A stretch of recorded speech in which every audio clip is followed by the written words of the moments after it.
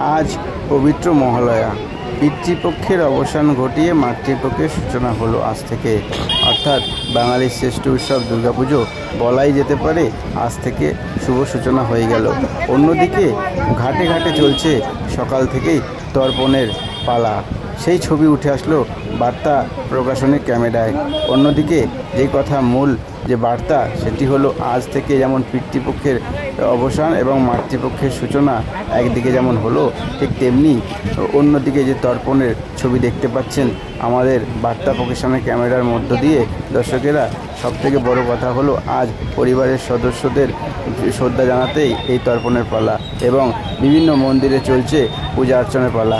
সেই ছবি উঠে আসলো বার্তা প্রকাশনী ক্যামেরায় সরাসরি। দেখতে থাকুন, সাথে থাকুন, পাশে থাকুন।